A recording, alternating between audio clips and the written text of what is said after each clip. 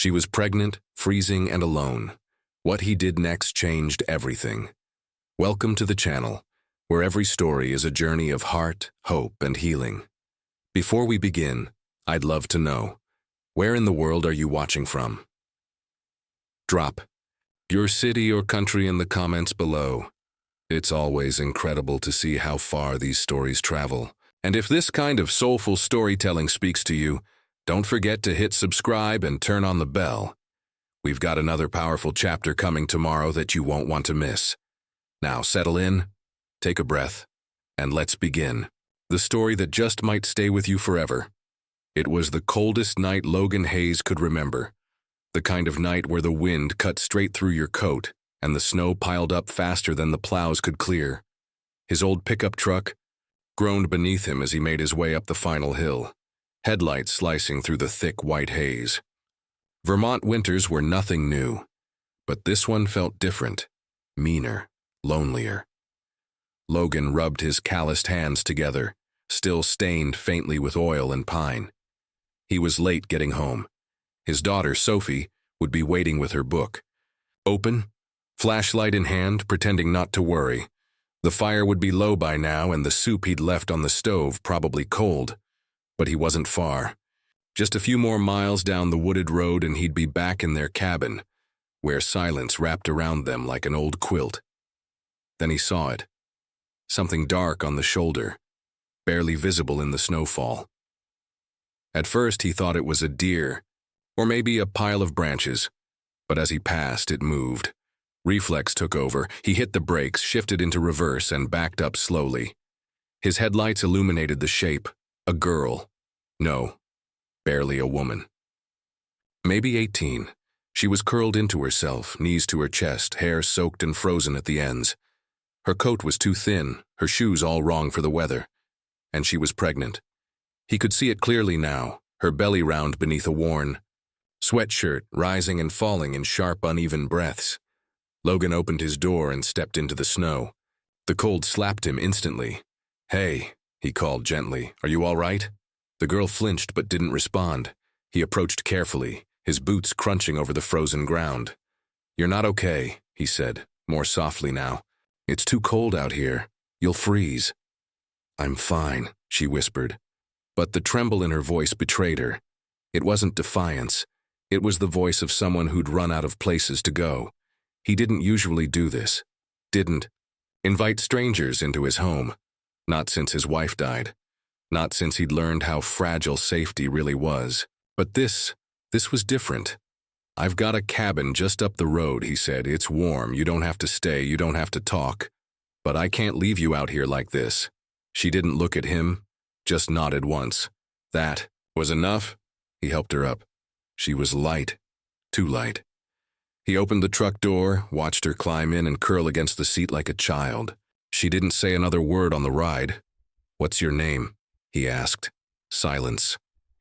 "That's okay," he said, glancing at her. "You can tell me when you're ready." The snow kept falling, blanketing everything in white. Logan didn't know who she was or why she was here. But something told him this wasn't a detour. It was the start of a road neither of them had planned to take.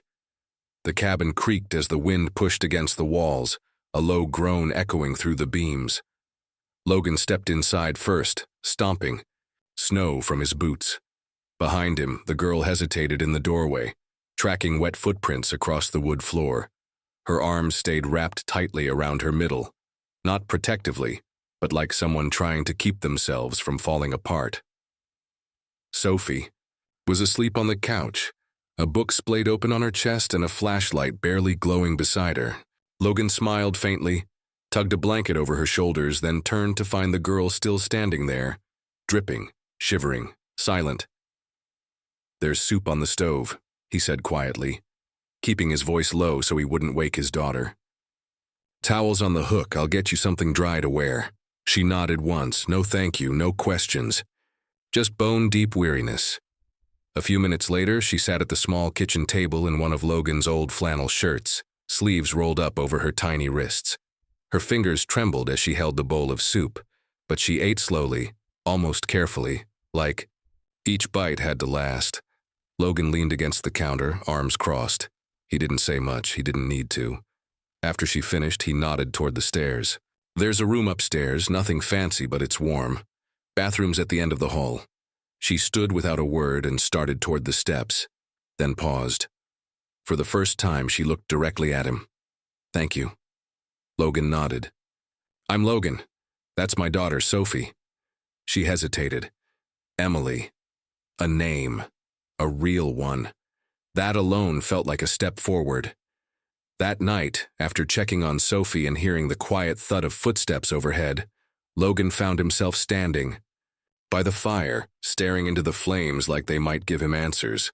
He didn't know what he'd just invited into his home. All he knew was that no one, especially not a pregnant girl barely old enough to vote, should be left to freeze on the side of the road. The next morning, the snow had eased, but not stopped. Logan moved quietly around the kitchen, making 2 mugs of tea. When he turned, Emily was already sitting at the table, arms folded over her stomach, eyes red but dry. He slid the mug toward her. She nodded in thanks. Sophie wandered in a moment later, blanket still draped over her like a cape. She rubbed her eyes and looked at Emily curiously. Is she staying? Logan knelt next to his daughter. Just for a little while. She needed help. Sophie blinked, then nodded. Okay, that was it. No judgment, no fear, just the quiet acceptance of a child who understood that kindness doesn't always need an explanation. As Logan poured more tea and listened to the wind whistle against the windows, he knew something had shifted.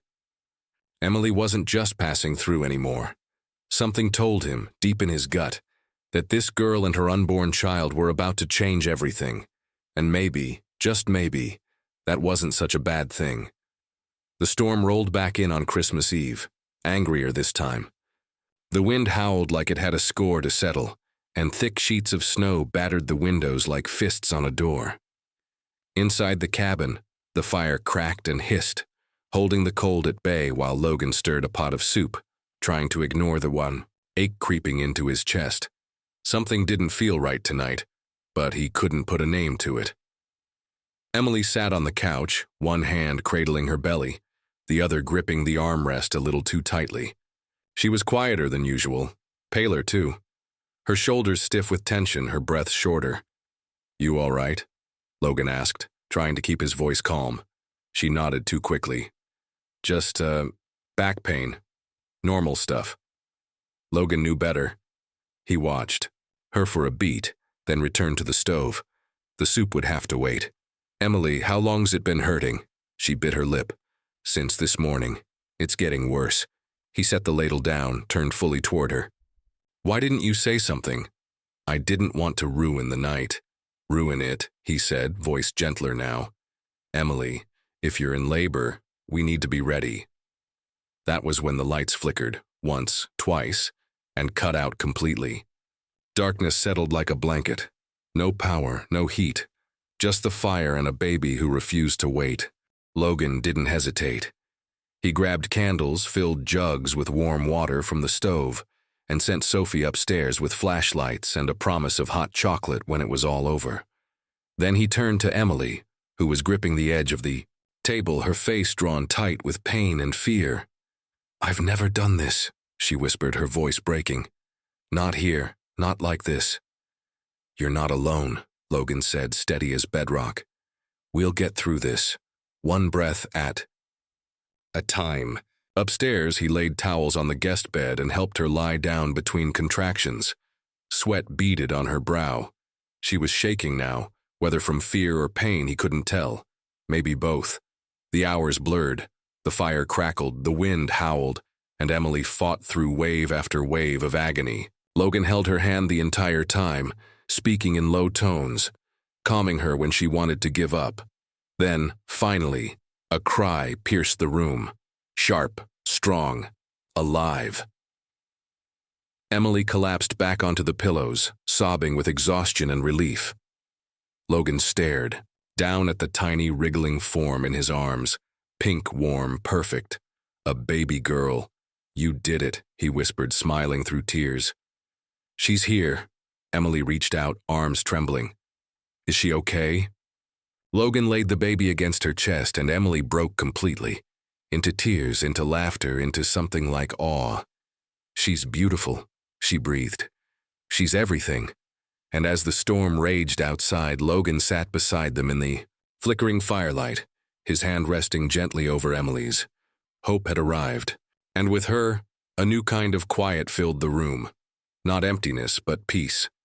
Spring crept in slowly, like it wasn't sure it was welcome. Snow still clung to the edges of the trees, but patches of thawed earth peeked through. The wind had softened. The birds had returned, and inside the cabin on the hill, life had found a new rhythm. Hope was now a month old, growing stronger every day. She'd started smiling, little gummy grins that made Logan's chest ache in the best way. Sophie treated her like a sacred treasure, carrying her picture in her backpack, telling anyone who'd listen, "This is my baby sister." Kinda. Emily had settled in more than Logan expected. She folded laundry without being asked, hummed lullabies to Hope in the rocking chair Logan had refinished, and left her spiral notebook open on the table without hiding it. She didn't speak much about her past, but she no longer flinched at every creaking floorboard or avoided Logan's eyes when she spoke. Then one quiet morning, while Sophie was at school and Hope slept cradled in Logan's arms, Emily spoke. "I applied for something," she said, her voice barely louder than the ticking wall clock. Logan looked up. "Something." She took a deep breath. "A vocational program. For nursing. It's in Providence. 1 year. Evening classes. They offer childcare, housing, even scholarships for single moms." He blinked. "You applied." "I did," she said, carefully watching his reaction. "Back when I didn't think I'd be here long. Back when I didn't think anyone would. Care if I left?" Logan stared down at Hope, her tiny chest rising and falling against his. "And now?" Emily sat across from him, twisting her fingers together. "Now, I don't know. They accepted me. It starts in March." The words sat heavy between them. He swallowed. "That's 2 weeks from now." "I know." He didn't raise his voice. He didn't ask her to stay. But the silence was different this time, thick, aching. "I thought maybe you were staying," he finally said. "I thought so too," she whispered. "But maybe wanting more for myself doesn't mean I wasn't meant to be here." Logan nodded slowly, afraid his voice might betray the storm in his chest. "It doesn't." That night, after Sophie went to bed and Hope was asleep in the cradle, Logan sat in front of the fire, while Emily packed a small box of her things. He didn't stop her. He didn't try to change her mind. He just handed her a folded blanket, the one Sophie had used as a baby, and said, "For the road, it's warm." She smiled at him, but it trembled. "I'll write," she said. "You better." And then she leaned forward and pressed a kiss to his cheek. Not romantic, not goodbye. Just she's grateful. By the time the wind picked up again, the house was quiet.